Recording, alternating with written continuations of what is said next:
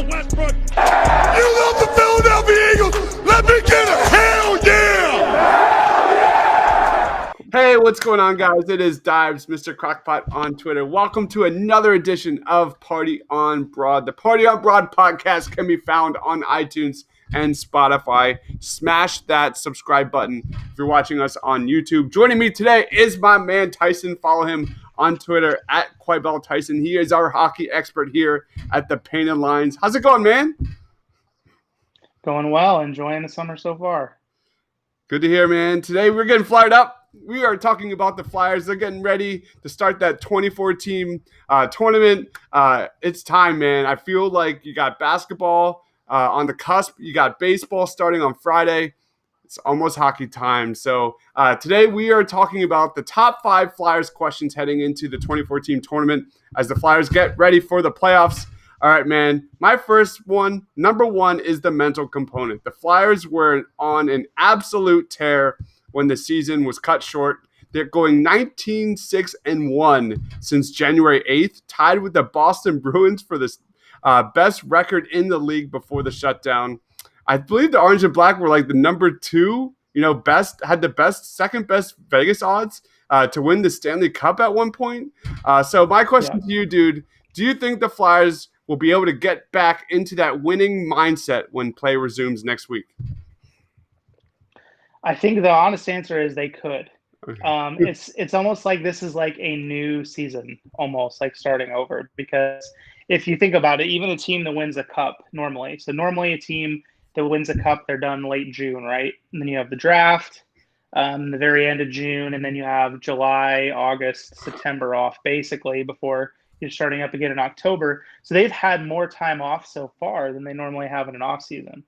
So I say they could because, we look at their record before and we see this team that looks really, really good. And a lot of the analytics community had them ranked as the second best Stanley Cup contender based on underlying numbers behind Vegas. And so them and Vegas Golden Knights are they're very, very close. So it's not much difference between the two of them. So you look at that and you go, yeah, that's awesome. That's what they were at their best.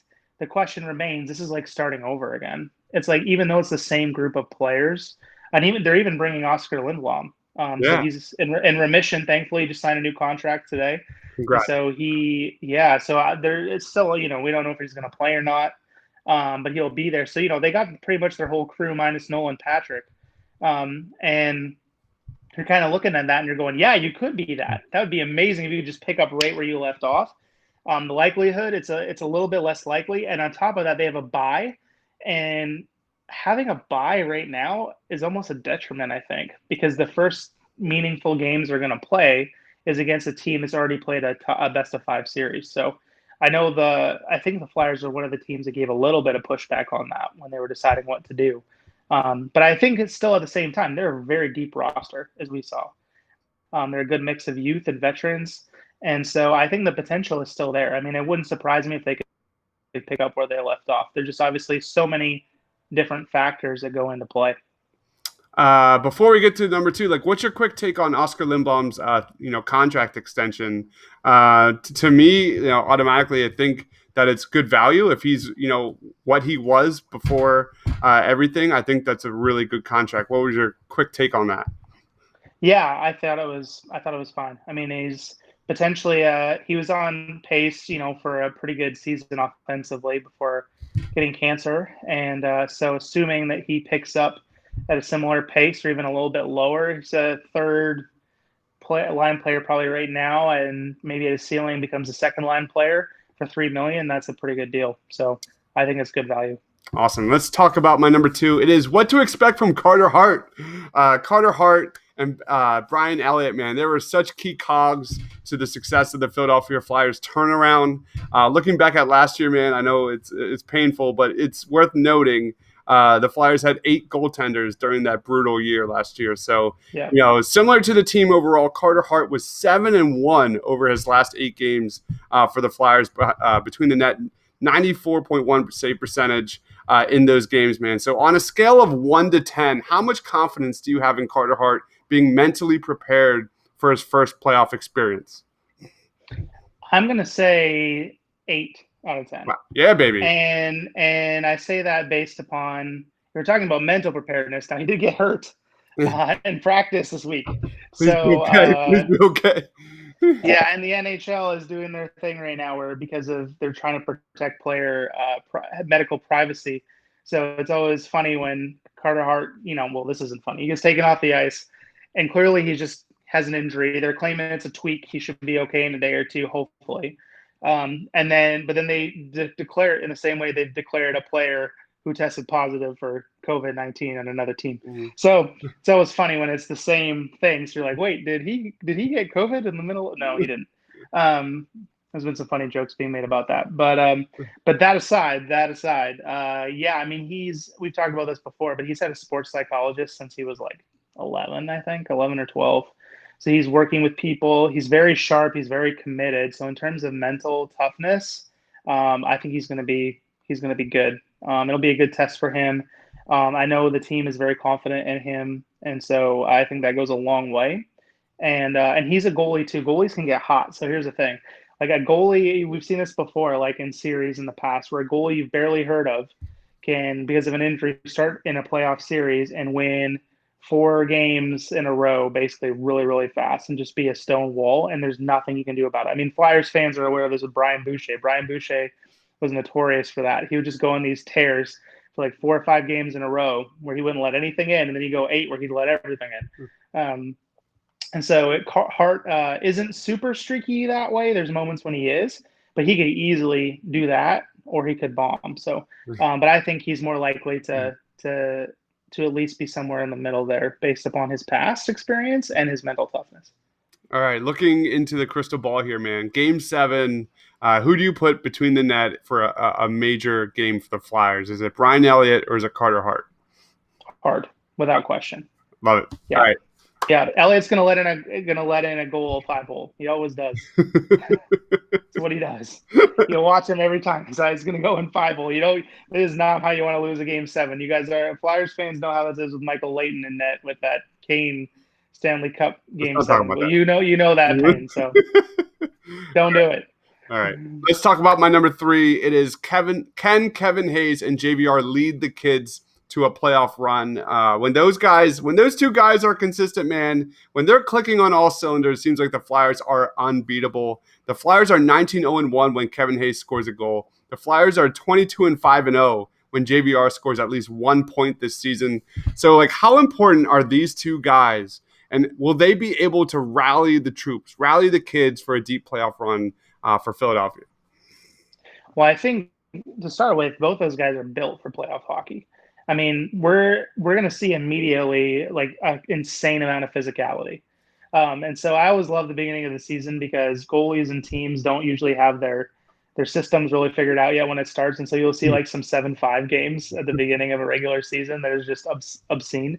And we might see that in the playoffs, but then everyone's just going to be hammering each other. So Hayes and JVR are built for that, for playoff hockey, because usually the refs let more go. We always see that every year. It's always frustrating as a fan if you watch all season where you're like, wait, he just like tackled that guy and nothing happened. So if you got, Hayes is like 6'5" and JVR 6'4", both around 220. I think Hayes is more like 230. So they're big dudes. And so they can dominate down low very, very quickly.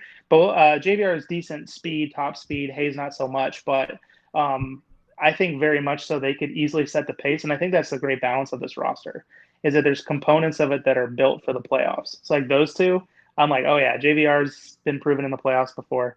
I think there'll be a good combination effect.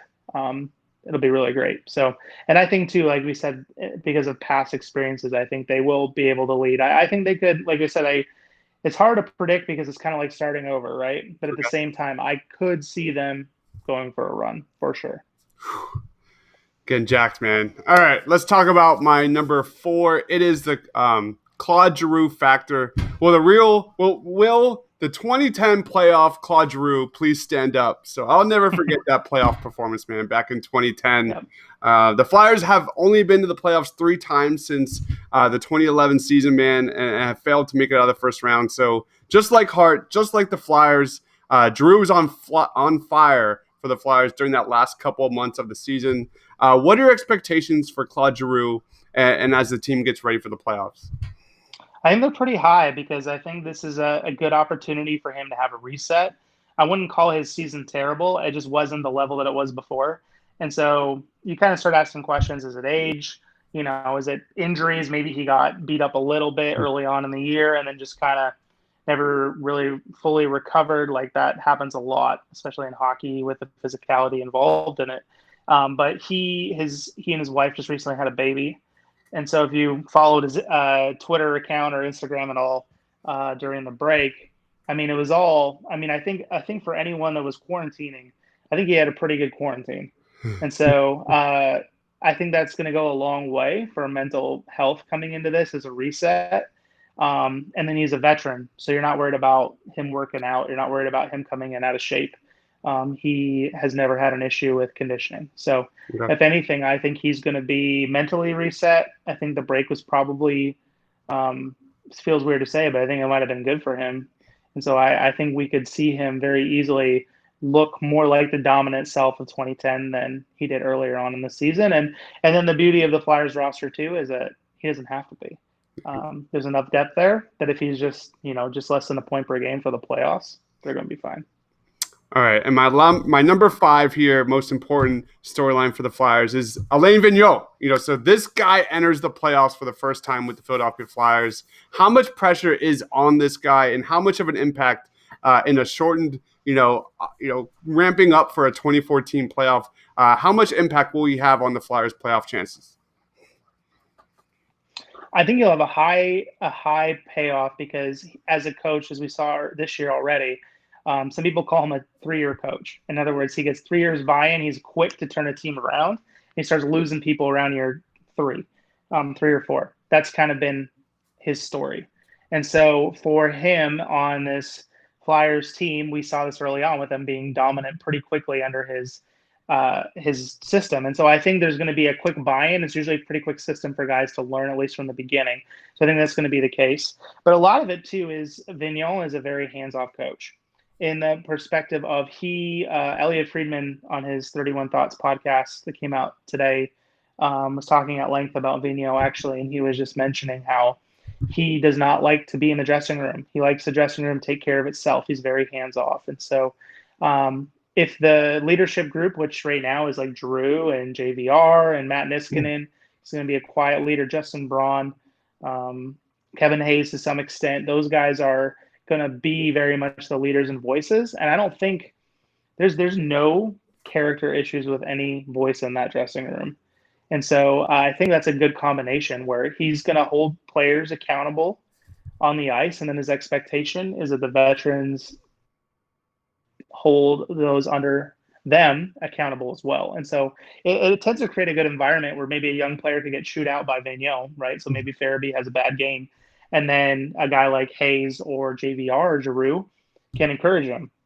So there's a good mix in the in-between. There's a lot of really good pieces here. So I think that Vigneault's style of coaching and kind of hands-off in the dressing room on this team is going to work well. And so I think as we're going to look at the standings and stuff, that it depends on matchup too. They're going to reseed after the first round, but it's looking like they're going to be good to go. Awesome. Quick. A lot of talk has been who's going to get that 6th defenseman. Is it Hag? Is it Ghost? Like, what's your take on that? I would think. Well, here's the thing. I think with Vigneault, it's going to be matchup related. Okay. So it's going to depend on team. So if they got a team that's high flying, they may want to throw Hag in there that's more defensive minded. If I was him, I would go Ghost all day long. So everything that I've read and seen from practices so far is Ghost has had the time to heal. And so from his injury that was really slowing him down, he's looking good. Because here's the thing, like if they get power plays, Provorov is probably going to quarterback the first unit, but he would provide a very good second unit quarterbacking on the power play. He's got that really deceptive mid-range shot. So I think that I would go Ghost all day long personally. But we'll see what happens. I think Vigneault might rely playoff hockey, man. You just never know. He might be switching them in and out, might be matchup dependent, but I would go Ghost. All righty. So that is Tyson Quibell. Follow him on Twitter at Quibell Tyson. make sure you lock it down for all of our Flyers content over at thepaintalliance.com. And smash that subscribe button, guys, if you're watching us here on YouTube. For Tyson, for myself, thanks for watching, guys. Stay awesome.